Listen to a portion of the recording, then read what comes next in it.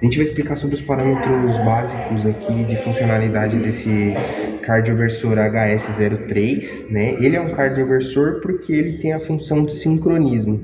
Então ele consegue fazer a aplicação da desfibrilação junto do ECG em conjunto com o paciente. No caso de um desfibrilador, que seria somente desfibrilador, ele não teria essa função de sincronismo. Então essa é a diferença entre um cardioversor e um desfibrilador. Aqui é o botão de liga dele, né? Ele já vai identificar os bips. Essa interferência aqui, ela pode vir do cabo de ECG. Pode ser por um contato que pode estar sujo ou algo do tipo, mas isso às vezes é normal, independente do cabo. O que não pode acontecer, às vezes dá esse pico de derivação, né, quando às vezes não tem nada conectado. Às vezes pode haver uma interferência externa, quando o paciente, por exemplo, está... Pronto. Às vezes um pico de transferência externa, que pode acontecer quando às vezes você colocou no paciente ou algo do tipo, ele está encostando em parte metálica, pode acontecer também. A cama, por exemplo, né? Se ele estiver na cama, encostado, pode acontecer. É como se fosse um eletrocardiógrafo, é o mesmo princípio aqui, né? Aqui ele já está simulando a parte do ECG, nesse simulador que a gente está colocando aqui, né? Então eu coloquei 80 de batimentos, ele vai dando os 80 de acordo com o que eu coloquei aqui. Aí ele abaixa para 60, porque ele vai simulando, né, de forma contínua no que vai dando. Agora eu vou explicar primeiro essa parte da monitorização aqui, onde a gente pode controlar a derivação do ECG. Então aqui eu tenho todas as derivações do ECG. Então eu tenho a derivação 1, né, que são as principais derivações que vai dar aí quando você coloca os eletrodos direcionados no paciente. Ele tem um atraso para poder fazer o reconhecimento do ECG de uns 10 segundos mais ou menos, mas não passa disso. Às vezes até menos, né, até ele conseguir reconhecer normalmente. Voltando para a derivação, porque ele volta automaticamente do menu, né. Aí você tem a derivação 2, a derivação 3, AVR, AVL, AVF, e essa C é só uma derivação primária. Aqui é a derivação de calibração, ele indica se a parte do ECG vai estar calibrada ou não, e a gente volta para a principal. Ele continua monitorando aqui, tudo certo. A gente vai em sair, e toda essa parte aqui é só para controlar a parte do ECG, né? O desenvolvimento do ECG. Aqui a gente tem essa tecla aqui, sensibilidade. Sensibilidade do que? Da amplitude da onda. Então eu posso escolher se eu quero uma amplitude maior, uma amplitude menor. Então, é como se fosse o ganho, né? Aumentar e diminuir. Isso, é o ganho da onda, isso aí mesmo, tá certinho. Tem praticamente, se você olhar para um eletrocardiógrafo e olhar para esse cardioversor, entre questões de ECG, é praticamente a mesma funcionalidade. Aqui a gente tem a velocidade da onda, né? Então a gente disse que ela vai andar em milímetros por segundo. Então eu posso ter uma onda mais rápida, uma onda mais lenta, para você identificar ali na hora o momento que for melhor ali na hora do procedimento. Então essas são as principais partes aqui que a gente fala da questão da configuração do ECG. E aqui a gente consegue ver a parte do alarme, o modo da onda de ECG que eu posso colocar e os volumes dos alarmes. O alarme, eu tenho o mínimo e o máximo que eu vou conseguir definir aí para a questão do ECG. Quando a gente está fazendo a simulação, a gente consegue identificar melhor. Por exemplo, o mínimo, né, de frequência cardíaca que a gente vai ter é 50. Então vamos supor que você tenha, uma suposição, se um paciente que esteja com 45, ele vai alarmar como baixo, né, baixa frequência cardíaca. A gente sai aqui e o máximo é aquilo. Se ele tiver em 125, vai alarmar como alto. Aí aqui é uma configuração padrão que já vem no cardioversor. Aí se ajusta conforme o procedimento ou no dia a dia do uso de vocês e tudo certo. Provavelmente o ECG vocês não vão conseguir testar, mas só de saber que essa parte aqui não está piscando, significa que o ECG ele está conectado. Como eu vou mostrar logo essa parte aqui para ficar mais fácil, mas de antemão é isso. Velocidade, já passei esse modo. Aqui a gente tem os volumes. Os volumes a gente tem de alarme e do bip. Ele vai de 1 a 2. Dos alarmes, volume 2, ele não vai alarmar agora porque não está acontecendo nada. Ele só está alarmando aqui porque o meu simulador desligou automaticamente, então é normal ele alarmar ali por causa disso. Quando eu ligar ali e ativar esse G, ele volta ao normal. Esse bip é o bip que está dando conforme o QRS do ECG, né? Esse QRS é a amplitude da forma da onda que ele vai dando de acordo com o bip do paciente, né? Com os batimentos do paciente. Entra e sai e a gente acaba essa parte da configuração. Agora eu vou só ligar os... Pode falar.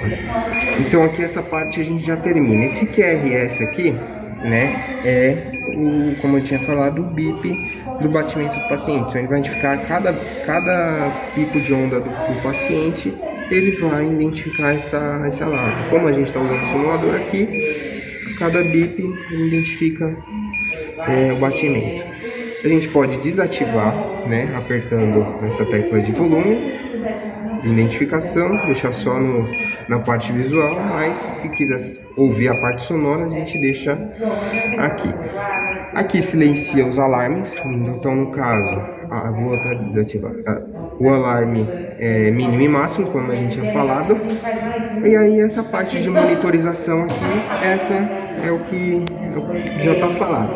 Aqui a gente consegue congelar o traçado, né, da onda do ECG. Então se eu clicar aqui, eu consigo saber, aqui é um registro da onda que eu quero fazer, né? Para esses cardioversores mais antigos, eles registram dessa forma, porque como eles não têm impressora, você consegue já parar ali naquele momento ali que está acontecendo o procedimento.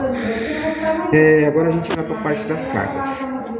A gente tem duas importantes aqui fases para a gente poder identificar a diferença entre o adulto e o infantil, né? No caso desse cardioversor. O que vai acontecer aqui? O infantil, né, ele é dado por pás externas. Então essas pás externas geralmente elas são menores do que essa pá aqui, né? São pás bem menores. A aplicação dessas pás geralmente não é dada nas próprias pás, mas somente no equipamento. Então você vai aplicar a carga e vai aplicar o choque somente no equipamento, geralmente, tá? Quando essas pás externas adultas, você tem tanto a aplicação do choque nas pás quanto no equipamento.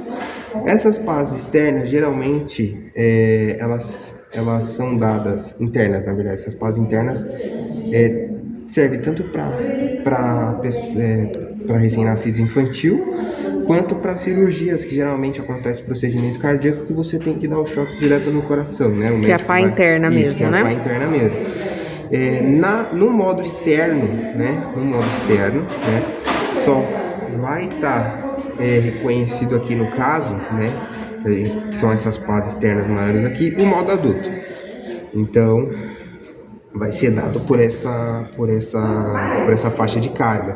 Então, para o modo adulto, para o paciente adulto, a aplicação vai de 30 a 360. Para uma aplicação interna ou para as pás, no caso de forma externa infantil, vai de 1 a 50 joules, né? Tá. Então aqui a gente tem a seleção de cada tipo de paciente. Para essas teclas aqui, você seleciona cada tipo de carga. Então, por exemplo, eu quero 30 joules, eu vou selecionar 30 joules, vou para a carga, vai carregar 30 joules e ele vai me identificar para mim que está pronto. Quando ele falar para mim que está pronto, eu aplico. Automaticamente, se eu aplicar no equipamento, essa luzinha de LED ela tem que acender, identificando que o teste está ok. Acendeu, é feito o autoteste dessa forma no equipamento. Como os mais atuais geralmente têm impressora, você consegue ter a faixa de exame para poder ter aí o relatório. Como você não vai ter nesse caso, você vai identificar através da visualização do LED quando você aplicar a carga. Então é uma forma de você saber, tá funcionando, fiz o teste hoje, o autoteste hoje, então tá ok. Nesse caso aqui também, a gente vai para outras funcionalidades. Vamos lá. Então, nessa parte aqui, a gente tem mais duas teclas importantes: anula e sincronismo. Vamos supor que por engano aconteceu alguma coisa, você vai fazer um autoteste e você quer aplicar uma carga de 100. O ideal é de 100 para baixo para aplicar o autoteste, porque você está dando uma descarga interna no aparelho. Então vamos supor que quero carregar 100 para fazer o autoteste aqui, como geralmente é aplicado até nos mais atuais. A gente aplica o botão de carga, espera ficar pronto, ele vai dar a faixa de LED. Está pronta a carga, eu posso aplicar tanto no aparelho quanto no botão. Me enganei, não quero essa carga, eu clico em anula, ele vai anular o choque e você pode escolher outra carga para ser aplicada no aparelho. Essa parte aqui, no caso, a tecla de sincronismo, é aquilo que eu tinha explicado no começo do vídeo. Por exemplo, a gente tem duas formas de fazer a desfibrilação direta e a desfibrilação sincronizada. O que vai determinar que ele é um cardiodesfibrilador é essa parte do sincronismo. Então eu posso fazer a desfibrilação sincronizada juntamente com os batimentos do paciente, certo? Identificando através dos eletrodos de ECG, e só vai ser ativada o choque quando ele identificar no QRS, no caso aqui nos batimentos, quando estiver em sincronia com o paciente. Caso eu queira fazer uma desfibrilação direta, eu não preciso ter o sincronismo ativado. A qualquer momento que eu aplicar o choque e identificar, vai aplicar a carga ali na hora do momento, ou então até mesmo aqui. Se eu clicar em sincronismo e aplicar o choque no cardioversor, ele não vai dar o choque porque ele não está identificando o ECG. Então, por isso que para fazer autoteste, a gente sempre deixa o sincronismo desativado. Por fim, a gente vai para a parte dessas funcionalidades. Aqui é o LED de rede, aqui é o LED de identificação de bateria ou carga. Quando a bateria ela está descarregada, no caso, ele vai identificar um LED aceso e vai fazer a carga da bateria. Quando ele recebe uma bateria, no caso de uma alimentação externa, que tem atrás do aparelho uma fonte externa, geralmente é dada em outra forma de alimentação, não alimentação da rede convencional, ele vai identificar que está recebendo uma onda de carga externa. E por fim, se você quiser identificar problemas em questão da PA ou do ECG, existem dois LEDs que vão identificar isso para nós. Quando a PA e o ECG estiverem desconectados, o próprio cardioversor vai identificar aí para nós, mesmo estando conectados no aparelho. Por exemplo, eu vou tirar aqui o ECG. No cardio, ele vai mostrar para mim que tem alguma coisa desconectada. Isso pode acontecer também se tiver alguma falha na extensão do cabo? Pode. Também mesmo, vai apitar. Como eu falei, ele não precisa estar solto aqui para identificar esse defeito. Então vamos supor que aconteça, ele está aqui conectado e aconteça dele estar apitando, pode ser que tenha alguma coisa no cabo que esteja... Isso pode acontecer até mesmo conectado no paciente, tá no paciente, e aí começou a apitar aqui, quer dizer que o cabo pode ter algum defeito. Também. Pode. Se não tiver, vamos supor, às vezes conectou de uma forma errada, ou pode ter acontecido alguma coisa, pode acontecer sim. Por isso que o ideal é sempre ter um backup. Às vezes até no aparelho, aconteceu o dia desse daqui dar algum defeito, pelo menos você já tem um ali de resguardo para poder suprir as necessidades ali na hora do momento da intercorrência.